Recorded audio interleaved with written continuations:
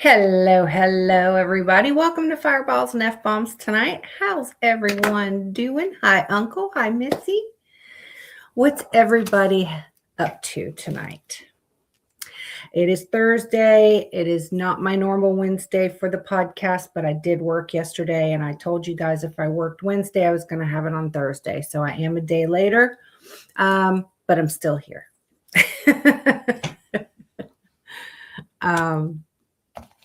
And now I work Sunday, so I won't be able to have it. So I'm still trying to figure out because I think my schedule is going to change around again next month. So I'm just trying to figure out the best times and everything. So, but tonight is Haunted North Dakota. I know y'all know the movie Fargo. That was from North Dakota. There is Fargo is in North Dakota, and apparently Fargo is the most haunted town in North Dakota. You wouldn't think North Dakota, oh, it's super haunted, New York City, all them, but apparently North Dakota is pretty darn haunted. Oh, I guess it's okay.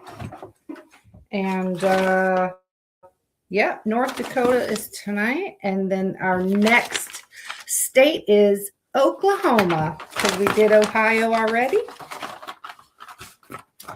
So Oklahoma, thank you, Missy.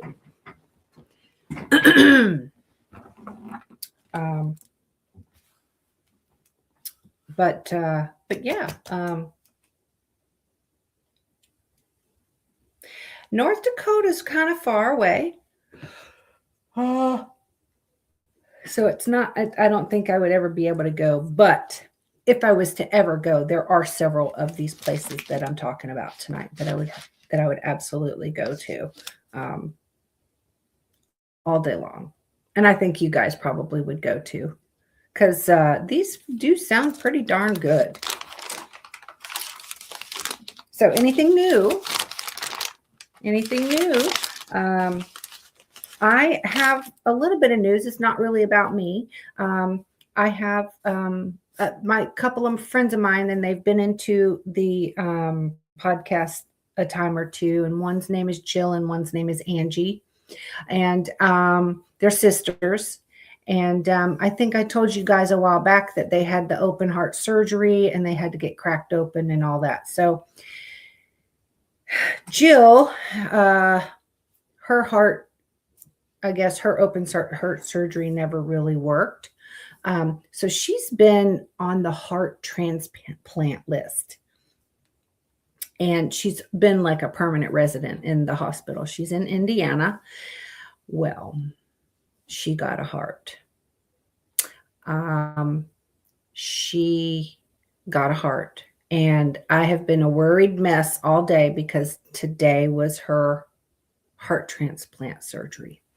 And about an hour ago, her sister Angie called me and said that she made it through surgery just fine, that she did great.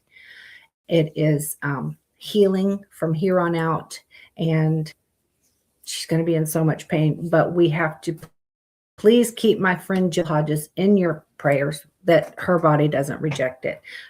It was tested. It was a perfect match. And we don't have a lot of information regarding the donor. She was just told that it was a really bad car accident that they were in. It was 290 miles from where she's at.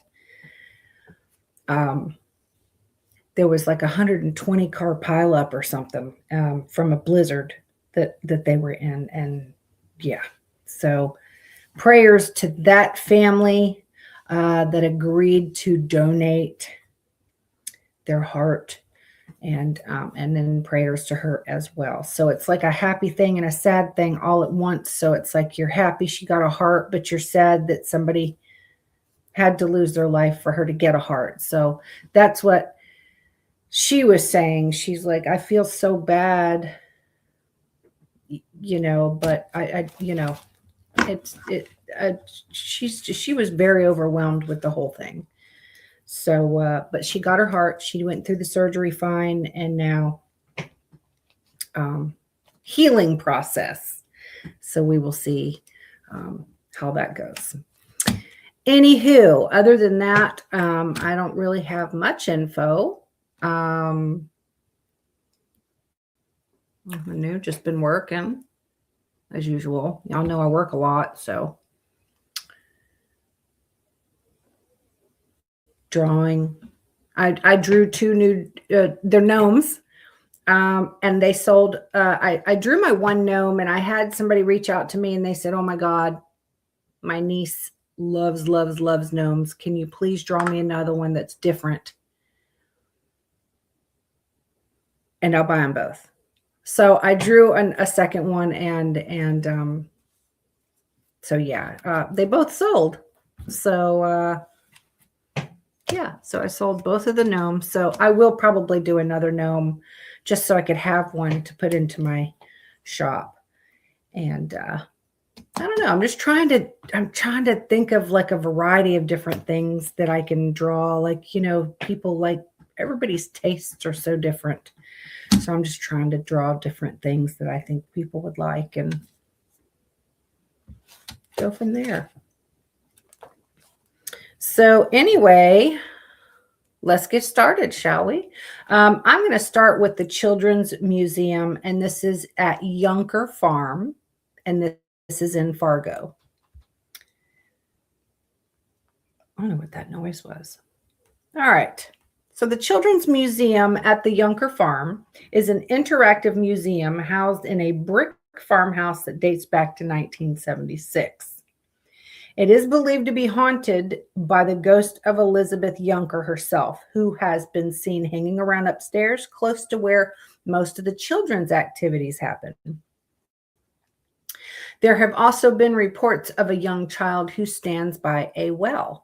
This is believed to be the ghost of a child who died in that well some years ago.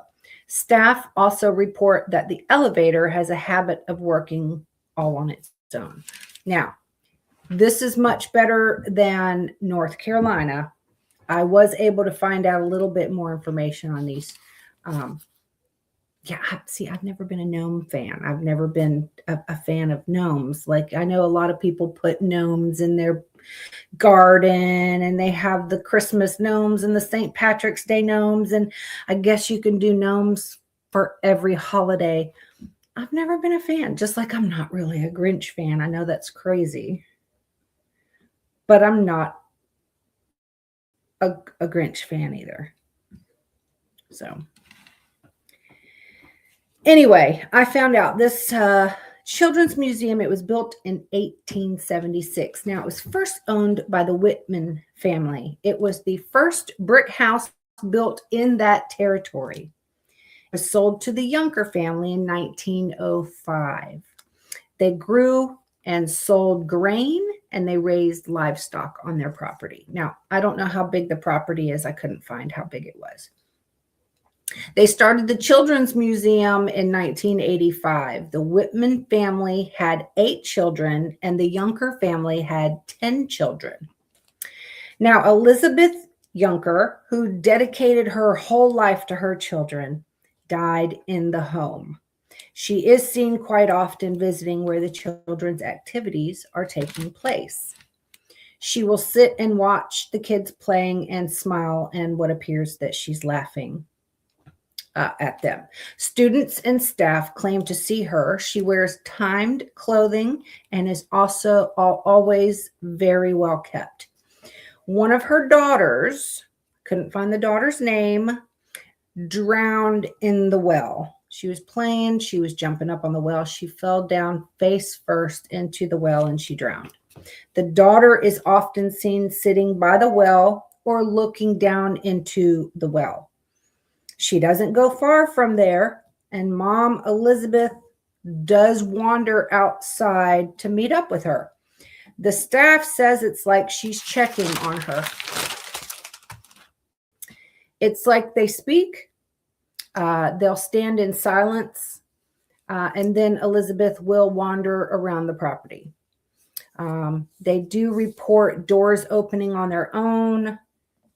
inside along with the windows. The elevator will start working on its own. It said that it goes to every floor and opens the door. Now, on the second floor, the elevator doors remain open for long periods of time, and excuse me, it won't close. Now, if somebody on the second floor walks into the elevator, the doors close and it will move. But like if you're down and you're calling the elevator and it doesn't move, it's on the second floor with the doors open. So yeah, that's all I've got for that. I'd go there. I would absolutely go there. I'd want to stay. I'd want to sit there and like video the elevator or ride in. Y'all know me. I want to go and investigate. So yeah, I've never been a Grinch fan. I'm not a gnome fan. I've never been a Grinch fan. How the Grinch Stole Christmas. I'll watch it. Never overly cared for it. I don't even overly care for The Night Before Christmas. You know, the Jack Skeleton, right? Isn't that his name? Jack Skeleton or something? I drew one because I knew a friend of mine liked him. So I kind of drew one because I was, trying to draw different things that people like. So, but yeah, I'm not really a fan of that either.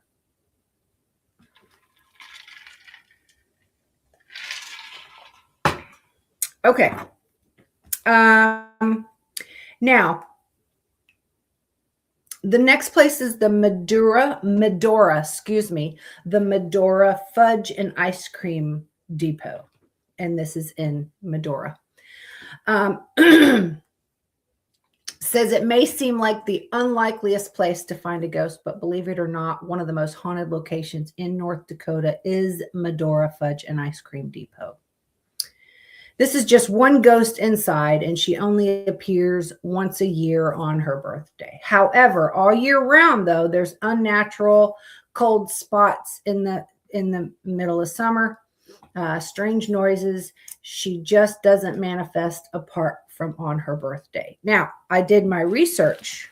Now, this was built in 1883 by Marcus de Moraes, a French nobleman.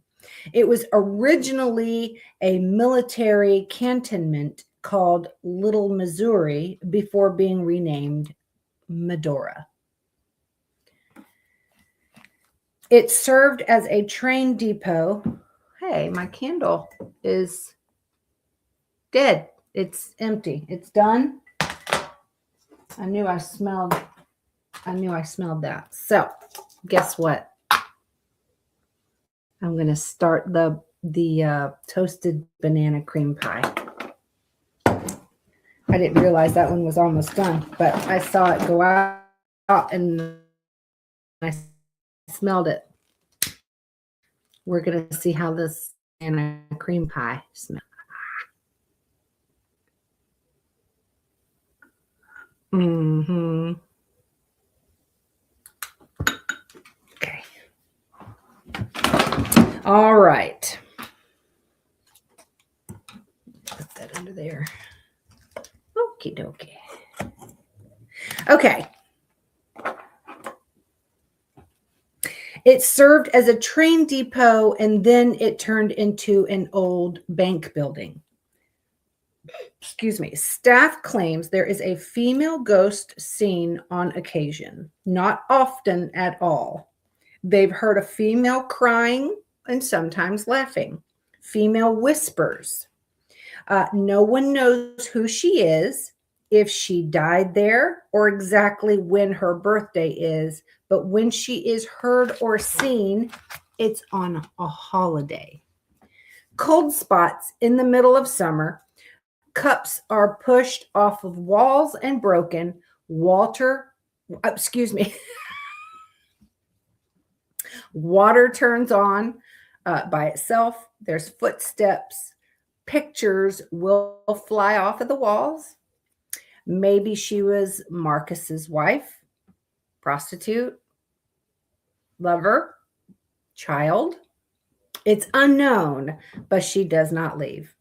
She has never been mean or violent to anyone, but she's very curious. Staff speak to her whether she is there or not. They just in case. They say good morning to her every morning and good night every night, and so she will know that she's always welcome. They say that she always has a home there. So I couldn't find out any other information on who she was, any other deaths that occurred in the building or on the property. Couldn't find out anything of who she could possibly be. So it's like a big guessing game. I couldn't find, oh, excuse me, here we go. I couldn't find if paranormal investigators have already been in there. I don't know if it's been investigated or mediums. Normally I can find that. I could not find that. The next one is St. Joseph's Hospital, and this is in Dickinson.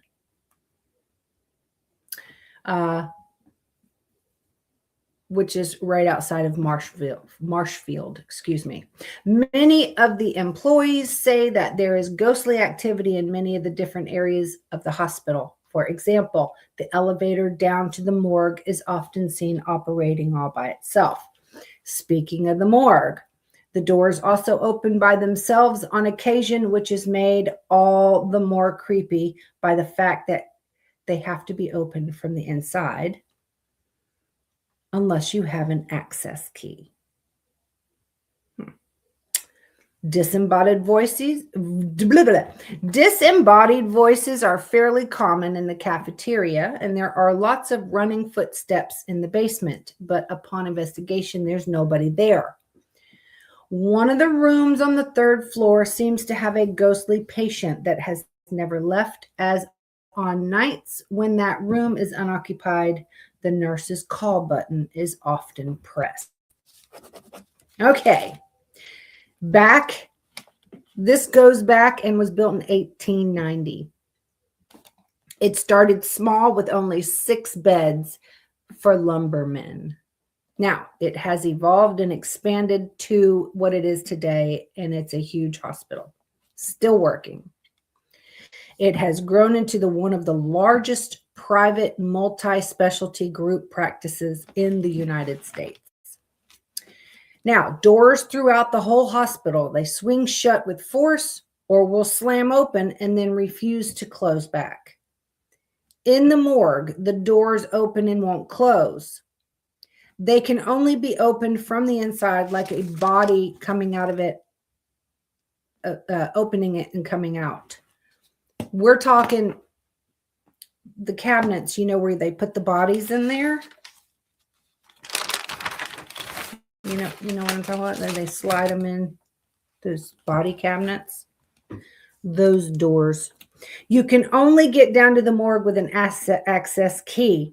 While staff was down there, they've seen these slotted the cabinet doors slide open and stay open. You can hear footsteps and knocking also while you're down there. Nobody goes down there by themselves. It is policy that there has to be at least 2 people at a time go down there. The third floor ghost. I looked into this.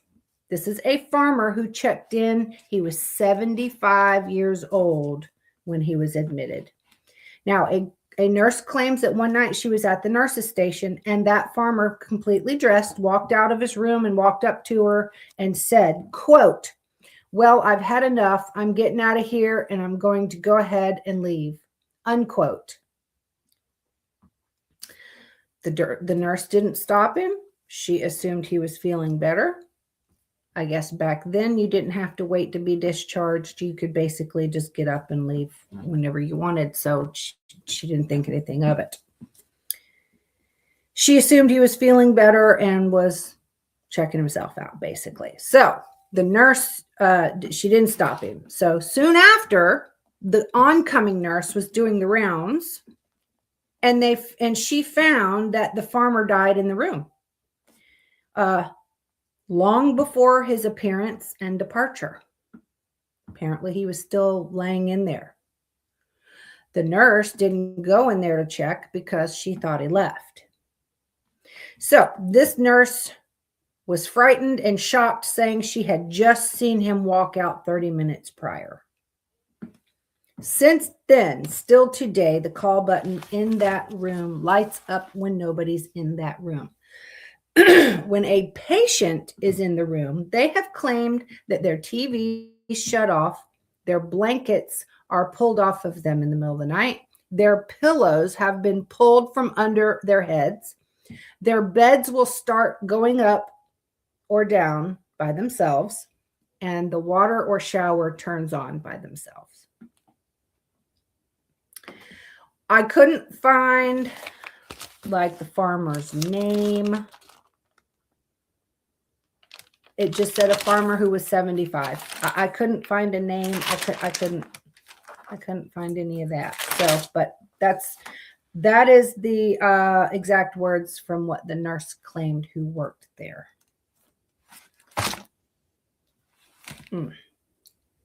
So I'd go there. I would absolutely go there. I'd want to stay in that room and be like, y'all have a patient in there tonight. Can I sleep in there?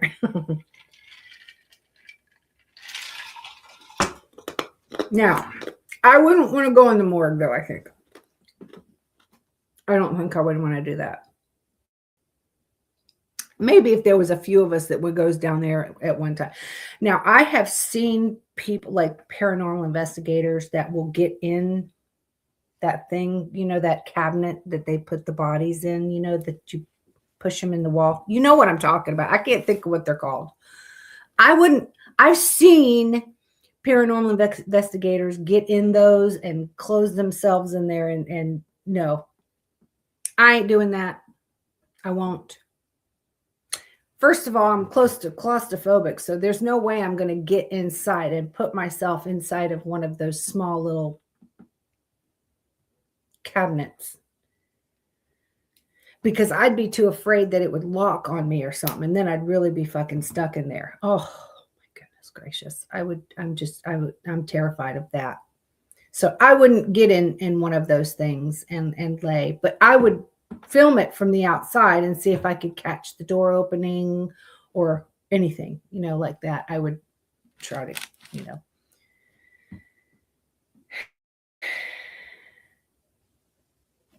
See, I wouldn't mind, like, as long as I'm not by myself. Like I said, I won't go down there. Maybe if there's 3 or 4 of us or something, I would go. But that's not a place where I would want to prank anybody or fuck around. That's just not a place I would fuck around or get in, especially get in one of those things. I couldn't do it. I think Ghost Adventures did that. I don't know where they went, but I think it was Aaron that got into one of those things. Because you know how sometimes they would split up and Aaron will go over here, or Zach will be like, Aaron, you go upstairs or whatever. But I believe Aaron got into one of those things. And I was like, y'all ballsy. I ain't doing that. I'd be like, one of y'all need to go do that. I'm not getting in there. So anyway, now the next one is the North Dakota State University. North Dakota State University, and this is also in Fargo. Now, there are 2 different parts of North Dakota State University that are reported to be haunted. The first one of these is Ceres Hall, in particular, the 3rd floor of that building. It's generally accepted that this can be traced back to a man who hung himself from one of the heating pipes during World War II. Several strange occurrences have happened on the 3rd floor, but students do not feel particularly uncomfortable going up there. However, the same cannot be said for the basement, which houses a much darker and some say evil entity. Now, this is the place I was talking about. I will not go in the basement. I ain't going somewhere there's evil. I ain't going to invite that shit. Entering the basement triggers a strong fight or flight instinct in most people, and everyone is usually in a hurry to leave the area. Few have stayed long enough to report what happens to those who don't flee. Not to be outdone, Menard Hall at the university also boasts plenty of paranormal activity and a very creepy history. In the 1920s, the fourth floor attic in Menard Hall was a dance room. One morning, a janitor entered the room and found 2 students dead. Nobody knows what happened to them, but it was assumed to be a double homicide, which was never solved. Yeah. Ugh. The dance room was closed, and later it was converted into a zoology lab. Thanks to increasingly unstable floorboards, the entire 4th floor was closed off permanently in the 1960s. Of course, where there are gruesome tales, students will break in, and several have managed to sneak up to the attic. All of them have returned with tales of strange presence and that feeling that they were definitely not alone. My research. This over here claims that there was one student who hung himself from the heating pipes. Now, there was confirmed 2 students committed suicide. One committed by hanging himself from the heating pipes. And maybe it was a soldier back then or something, because this says during World War II. So one hung him, maybe it wasn't a student. They just said 2 people, one by hanging and one by overdose.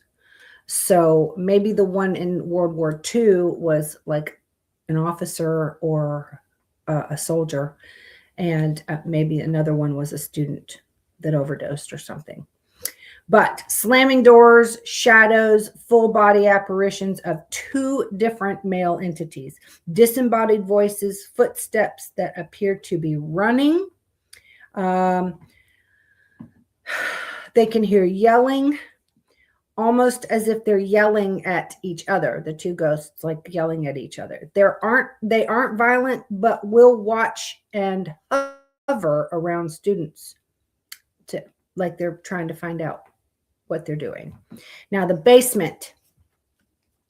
Those students that have stayed in the basement for a period of time claim the lights will completely shut off by themselves, and you cannot see it. It's very dark.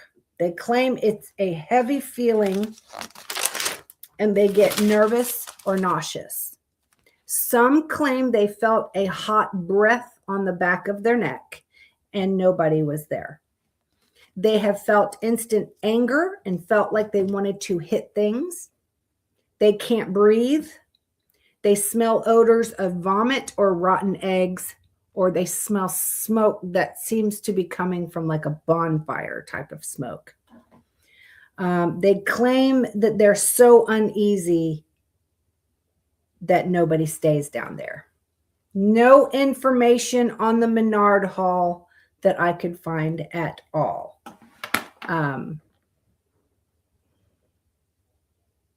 Yes, we did.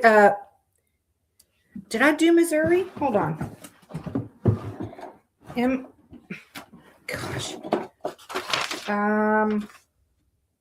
No, I did Missouri. Yeah, I did Missouri.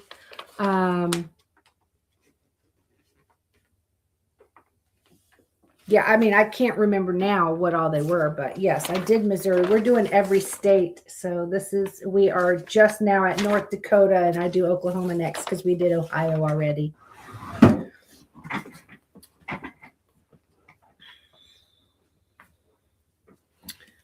Now, but I looked up this Menard or Minard, however you say it, Hall. I couldn't find any information on any deaths or what people experienced in that hall. The other ones I could find. This one I could not. Um, so I don't know why. I guess I don't know. Maybe it was just I don't. You can't say maybe it was too bad to talk about because I mean, look at what we've talked about on here. You know what I mean? That's crazy. But I could find it on all of them except for that one hall.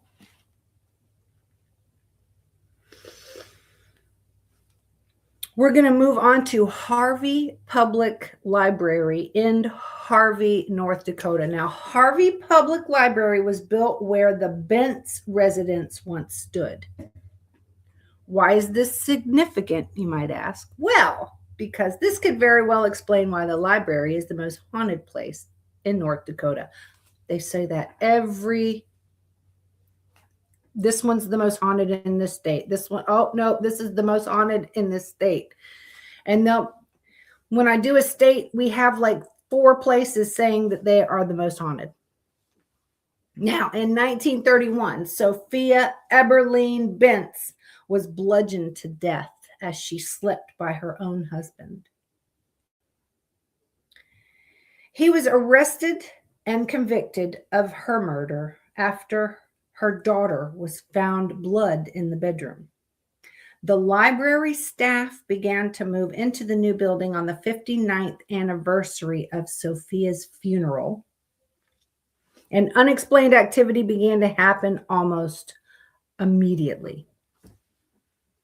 The librarian's office is said to be a particular focal point, and it can surely, by no coincidence, that the office sits more or less where Sophia was murdered. Corn pipe factory is still in business. Oh, wow. And you know that place is haunted? Or you're just saying that it's, I mean, I wouldn't doubt it because all those old places, like from the 1800s, people have passed away during work or gotten killed or fell or smushed or, accidents happen.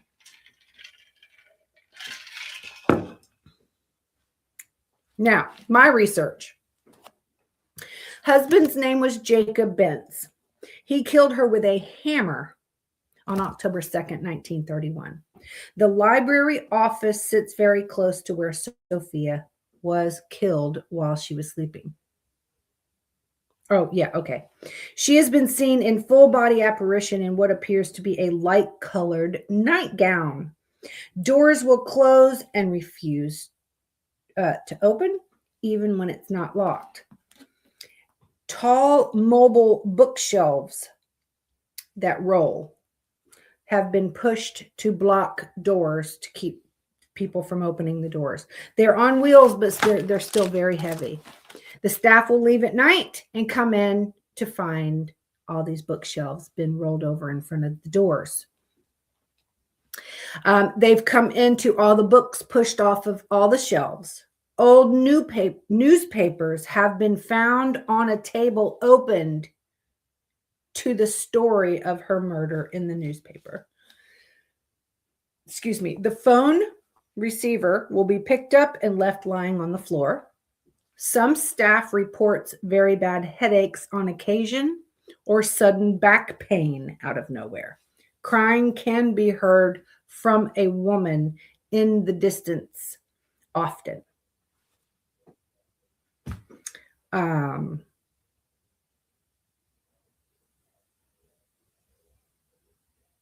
I'd go there.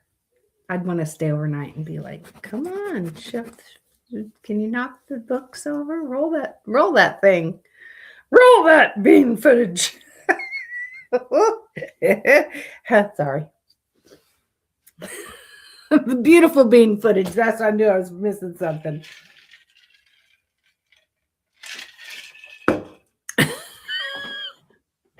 Anyway, that's all I have from that. But yeah, apparently she's the only ghost that has been seen there.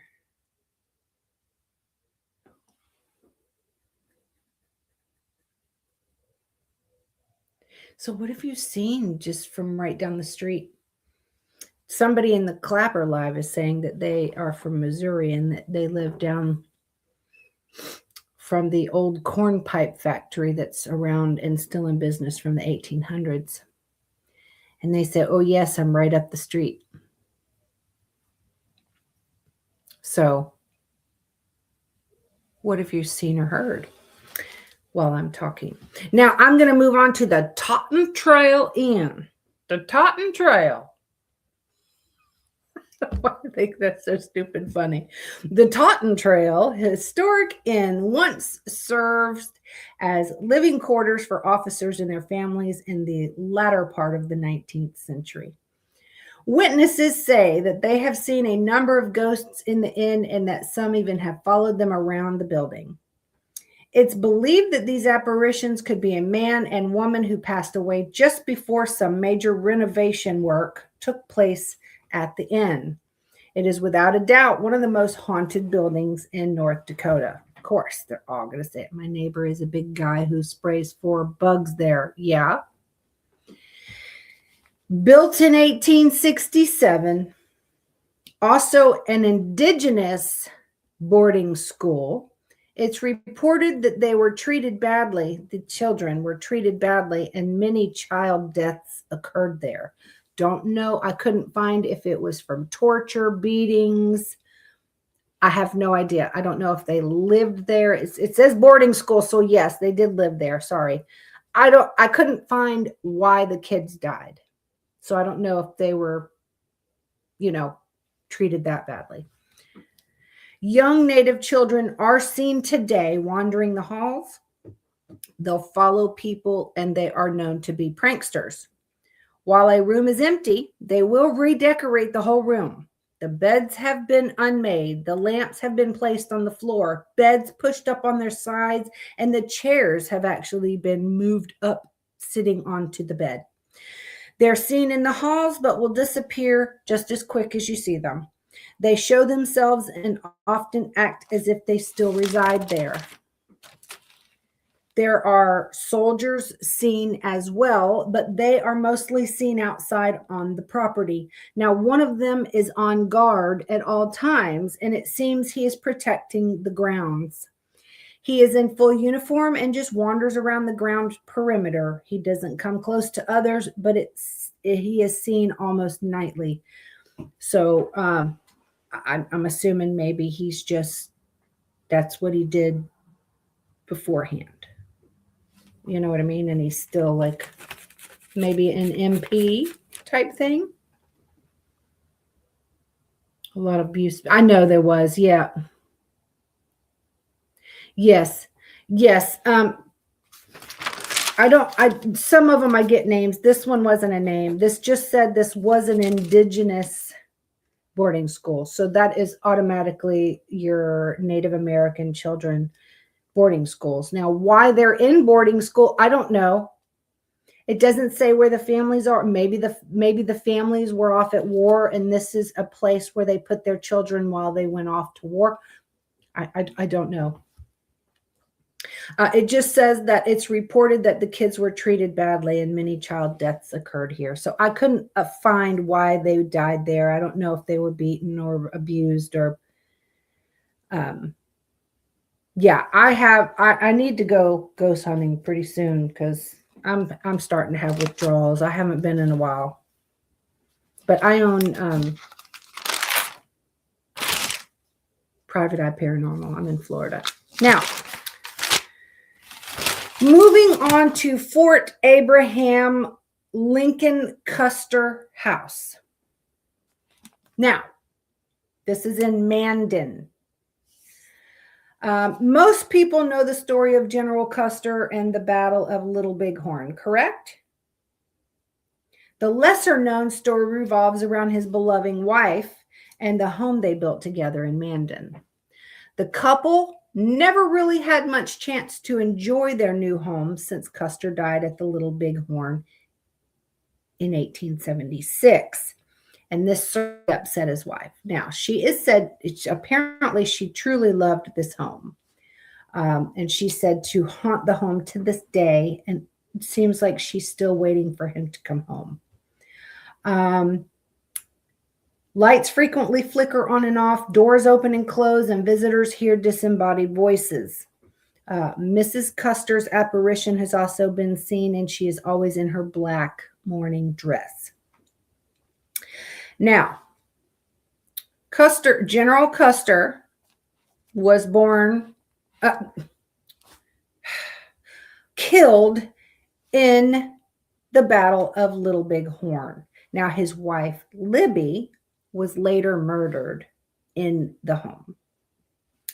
Both of them have been seen in full body apparitions and in shadow forms. Female whispers can be heard. The doors open and close. The doors will lock and unlock themselves. Her perfume can also be caught in certain areas of the house, and he was a pipe smoker, so his pipe smoke can be smelled as well in the downstairs near the fireplace. Some claim they've seen them rocking on the porch in the rocking chair. Others claim they've seen Libby looking out the windows.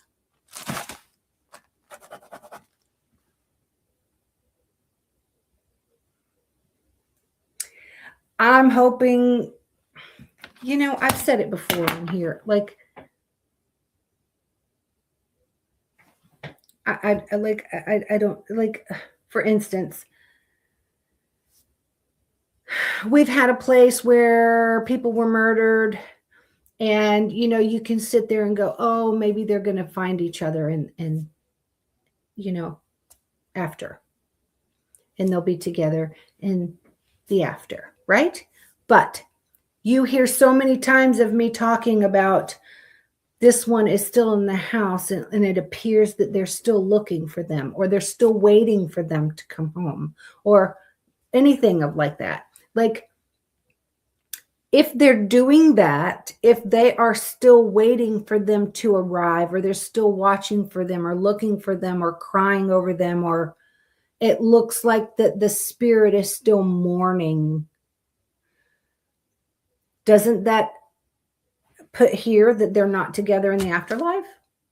That's what it makes me think, that maybe they haven't found each other in the after. I don't know.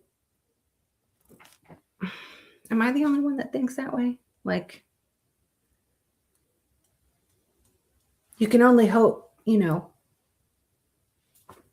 like when I lost Lollipop, I'm like, well, she's up there with Cash and Wilbur now, and they're showing her the ropes up there. Did they? Are they?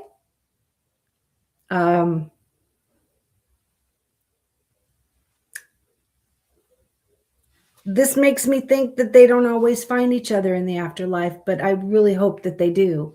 So it scares me a little bit, even though I've heard people that died and come back and go, oh my God, this person was there, and they were waiting for me, and I saw them, and we talked, and it gives you that little bit of hope. You know what I'm talking about? That's what you have to hope for. But when you hear this, it's like they say that it's almost like they see both spirits there at the home, right? They still see him and her. But are they really together? Do they know each other's there? Are they there at the same time? Do they see one another? Do they rock together? Like, if they're sitting together rocking as spirits, do they know that they're together? Maybe she can't even see him. Like, I don't know. There's so much shit to think about. Like, I don't know. It just makes my mind go overwhelming sometimes as a ghost hunter, thinking that way. So, this is the last one I have info on. Now, this is called the Old Armory, and this is in Williston. Witnesses have seen mannequins moving on their own inside the building, which was constructed back in 1915. There are also regular reports from staff and visitors alike of ghostly whispering when nobody else is around. My research, built in 1915 for the National Guard. Today, it's used for weddings or special events. Now, this was listed on the National Register of Historical Places in 1985, and it did serve as a military training site for World War I soldiers. It was bombed at one point, killing many soldiers there. Now, staff and visitors always claimed it's soldiers from the past that is haunting the place here.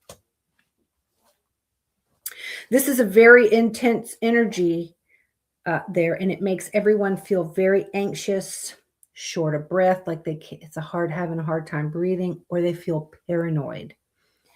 They feel there are people there with them. They feel like they're being watched or followed. Figures with guns have been reported. Footsteps of boots marching are heard daily. There's cold drafts. People claim they've seen soldiers, and when they go towards them, they just disappear in midair. Soldiers are often seen in people's pictures and videos in uniform, some holding their weapons. That's all I could find for the old armory. Now, the other ones, I'm just going to read what it says. Put this over here.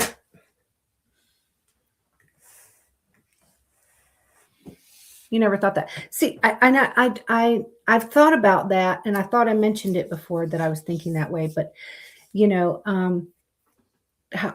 was a love story. The man was murdered, and the woman was also murdered and died at the bottom of the steps. Like that, one was upstairs, one went downstairs. You know what I mean? Like the family were murdered by people. Like I've and it's like,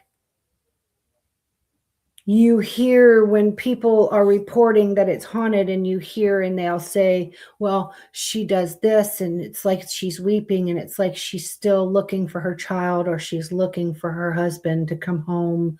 You've heard where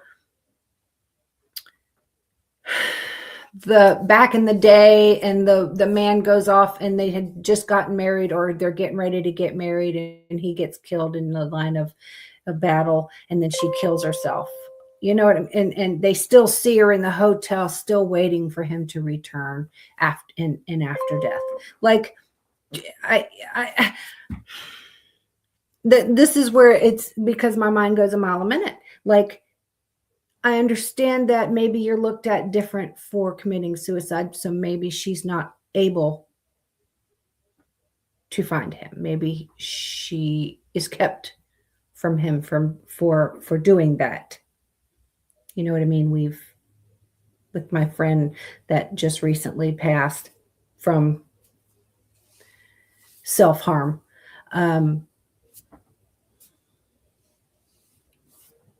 Maybe that's why he was asking me for help. Maybe that's why he was claiming he couldn't cross over, because of what he did. That's why I explained to him he needs to be patient, because maybe he has to earn himself now to God because of his actions.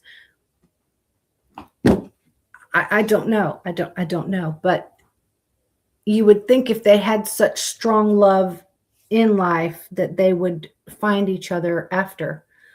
But you hear people say, oh, it's like they're looking for them to still come home. Well, you would think they would have found each other up there. So, am I making sense? It's making sense in my own head. Like, am I making sense? Because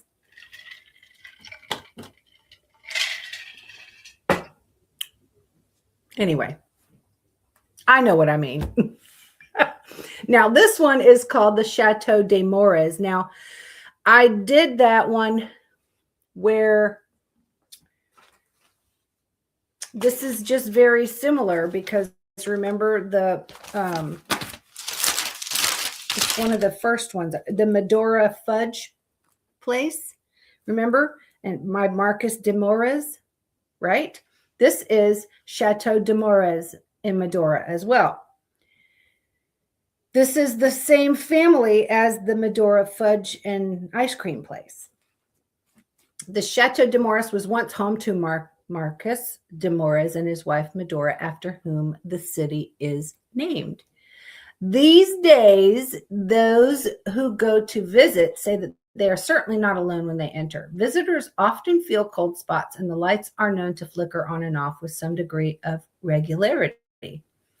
It is believed that this is the work of Medora de Mores, who died while traveling and never got to return home. Has she found her way back in spirit? So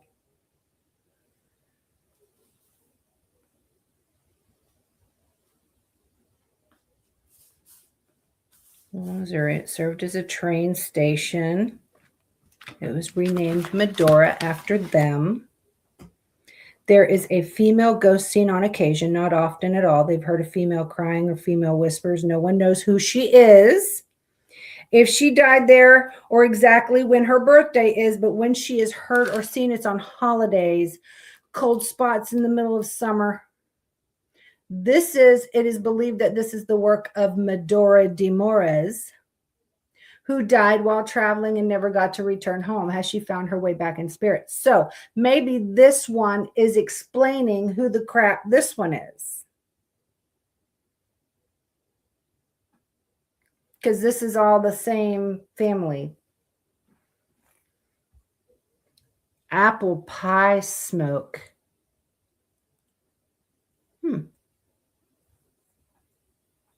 That's interesting. I can't say I've ever smelt. There's a difference between like smoke that you smell from like a bonfire, like outside. And then there's a difference between like cigarette smoke, and then there's pipe smoke, and then there's the smell of what would be a cigar. Like they all have their distinct smells. So I can definitely tell apart the different smoke. If that makes sense. I'm making a lot of sense to myself tonight. I don't know if y'all are understanding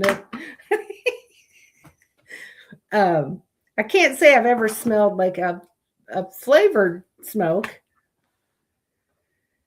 I've smelled the perfume. I've smelled the rotten eggs before. I have, like you smell like a sweet smell, like something, like if you're in a house and the mistress of the house wore a certain cologne or perfume, and you would smell that like she was still there. Like I've smelled that. Now, the Liberty Memorial Building in Bismarck. It is said that the Liberty Memorial Building in Bismarck was once haunted by a ghost who is affectionately known as the Stack Monster. However, there have been no reports of his presence since 1981, when the Historical Society moved out of the building to a new heritage center.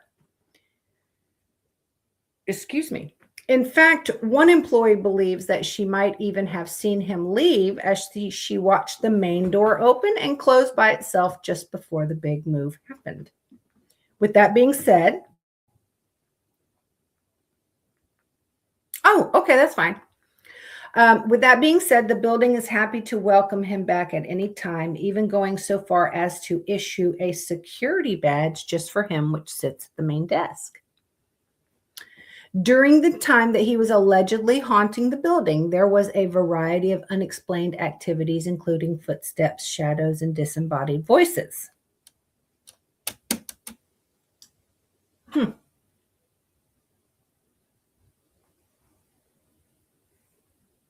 go there too.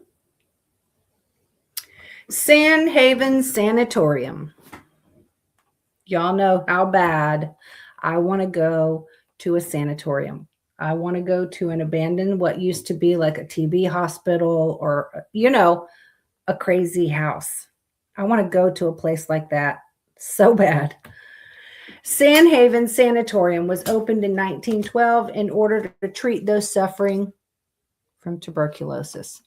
There was also developmentally disabled patients admitted to the hospital right up until the 1980s, when it was closed down due to lack of financial stability. In its heyday, the hospital would have housed as many as 900 patients, and reports suggest that the conditions were not all that they should have been, which is probably being a little too generous. It is thought that between the hospital opening in 1912 and closing in 1989, as many as over 1,000 patients passed away there. However, the death count does not stop there. In 2001, a 17-year-old boy apparently fell to his death while exploring this abandoned property. Locals all agree that Sand Haven Sanatorium is one of the most haunted locations in North Dakota, but actual specifics are hard to come by. From some of the reports, a baby can be heard crying inside. Faces can be seen looking out the windows. Dark shadows can be seen wandering the empty rooms, and sightings of orbs and apparitions are aplenty.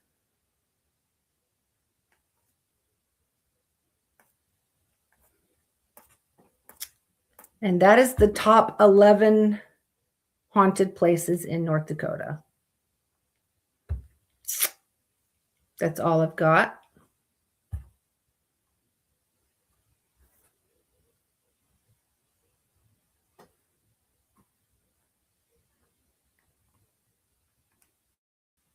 Missy's already helping me out with Oklahoma. Thank you, woman. Oops.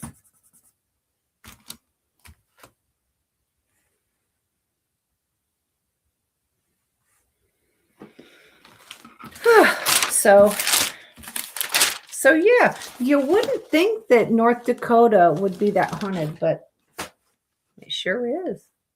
It really is. And this toasted banana cream pie is starting to smell heavenly.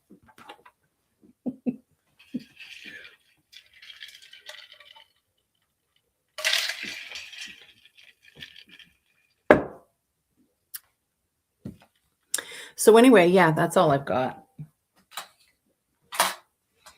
This cooled off. I'll throw this away. I'll just throw that away in a little bit. I guess I could keep looking. I'm sure there's other places that I haven't found.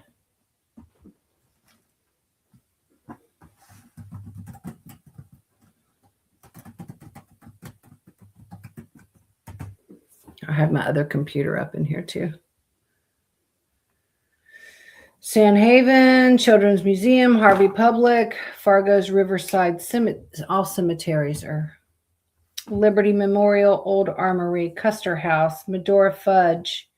I've done all of these. Trollwood Park, I didn't do. St. Joseph's Hospital, Totten Trail, Fort Abraham Lincoln, North Dakota State University. I've done them all except I'm going to do that one. What's this one here?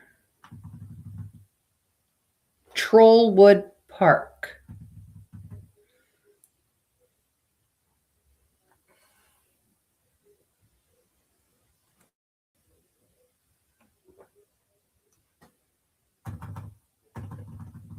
Let's see.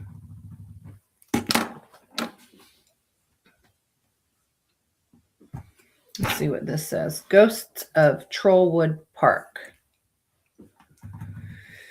Best known area for paranormal experience. It's a northern region of the city within one of the many parks that the city is famous for.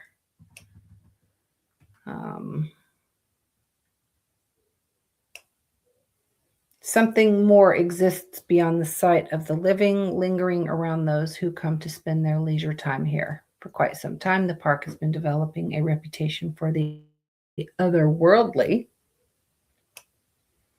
as strange things have been reported to happen here. The first known claims of happenings that were otherworldly started while a Trollwood Performing Arts School stood where the park is today in North Fargo. Usually occurring during rehearsals and performances, individuals would spot a mysterious woman dressed in a long, dark blue 19th century dress, dancing and swaying to the music beneath a willow tree. Most people would disregard the woman, thinking she was part of the performance. only to find themselves completely bewildered when they look again and find that she somehow vanished into thin air. Though they moved to its new location of Moorhead nearly a decade later, the strange claims will continue to emerge from visitors at the park.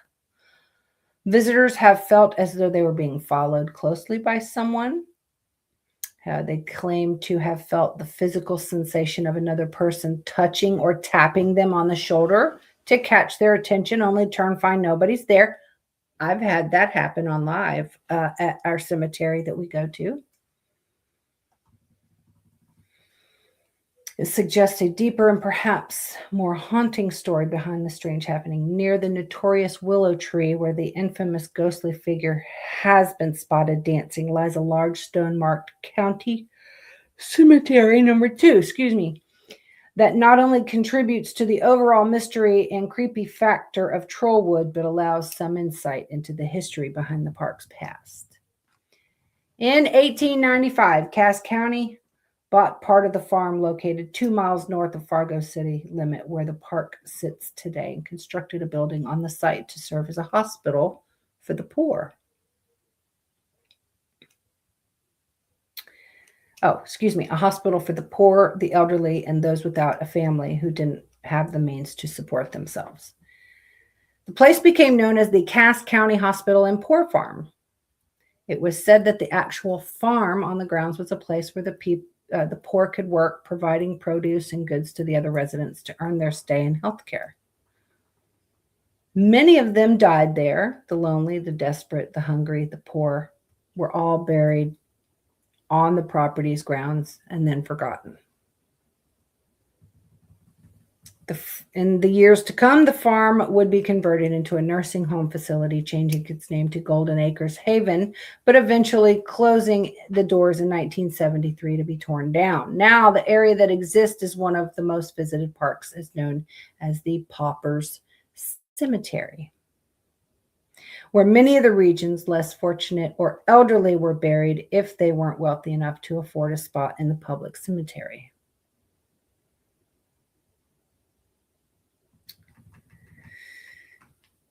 Okay. There was a significant effort was made to move nearly 300 graves to a different location. Some of those who were buried still remain within the grounds of the site. There are still visible spots within the park where people can see the former burial sites, including the stone indicators that remind the public today of the place where a cemetery once sat. Today, the park lives on through the seasons, gathering people from all over the city to enjoy the beautiful riverside view as they spend their afternoons. Kids chase each other and play on the playground equipment. Young adults play disc golf as a cool breeze sweeps through on a warm summer day, and a mysterious woman in a blue dress dances hypnotically under the shade of the generous willow tree.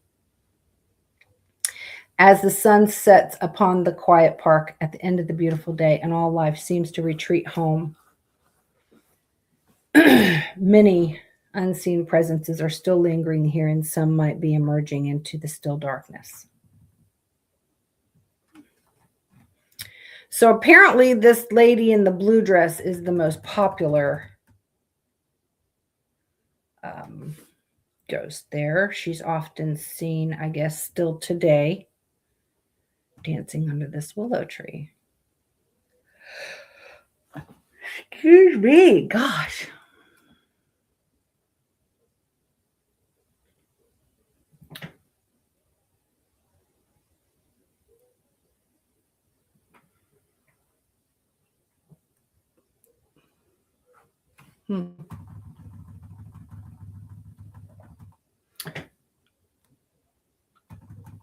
So I guess it really doesn't say that these spirits are seen all over. It just basically talks about her being seen. She's the one that's seen dancing. That's all the places it. God, I can't stop yawning. I'm sorry. I've done all the places it's said here.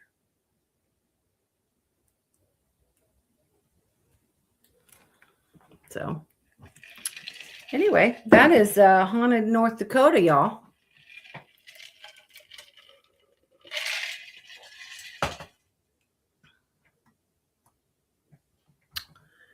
Close that, turn that off. Turn this off. Boop.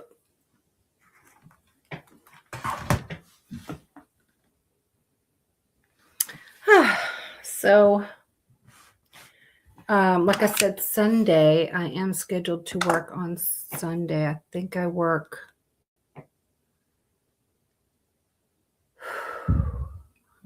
Thursday, Friday, Saturday, and then I work Sunday, Monday. I'm off Tuesday, and then I work Wednesday. I think I'm off Thursday, and then I work Friday, Saturday, Sunday. So I think I'm off on Tuesday and Thursday this week. I could be wrong. I'm going to have to look again, but I will do my best. But the next state will be Oklahoma.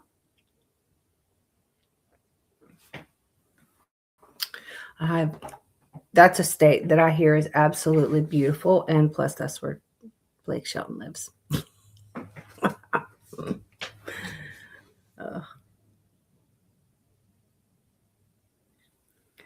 Other than that, I don't have anything. Oh, excuse me. I might get like a good game or something in. We'll play one of those one night.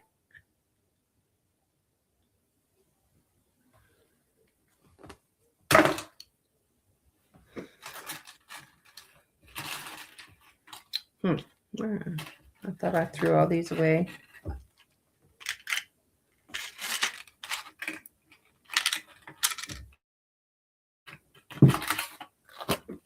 Oh my gosh. All turned over.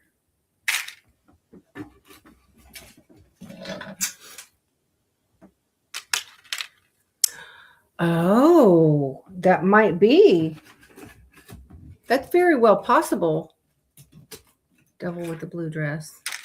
Now, there's a restaurant that's right near me that that we go to, and it's called the 340. Shit, I haven't been there in a while. Anyway, it's in town. It's the old Dowling house. Anyway, it's the old Dowling house. And now when I've investigated there, 2 or 3 times now. And Mrs. Dowling wears a long blue dated dress now I couldn't tell if her hair was back in a bun or if she had a hat. I couldn't really tell that part, but she wore a long blue dress, and the little girl and she wears a little yellow dress because you guys watched her yank my shirt and I peed my britches. Y'all remember that? I'm sure y'all remember that because Cece's always good for a pee.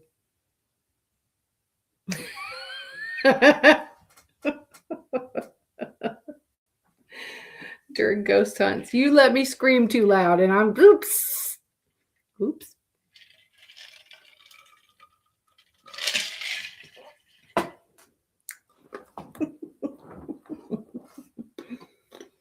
It's fun though. So that place, the 346, it's sold. That place has sold, and apparently the new owner doesn't believe it's haunted. They don't believe in ghosts. They were told that it was haunted, but they don't believe it. So I haven't been in there since the new owners took over. Have not.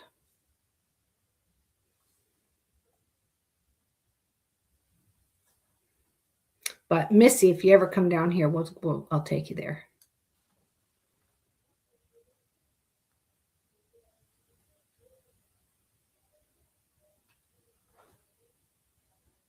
Fingers crossed for May.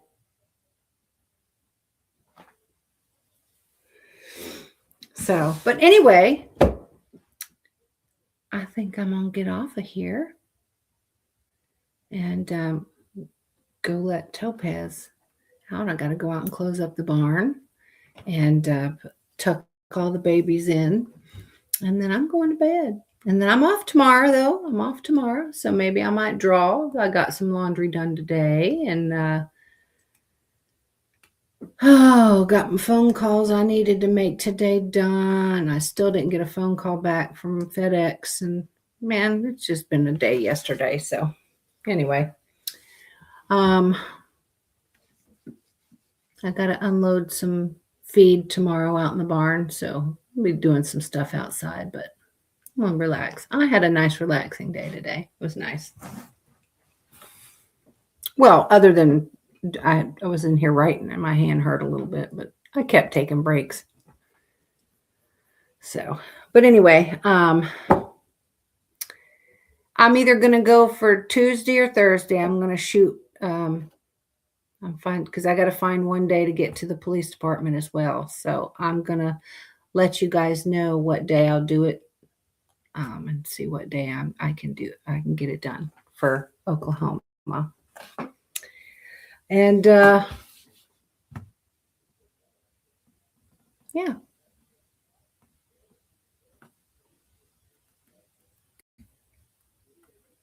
Anything for me?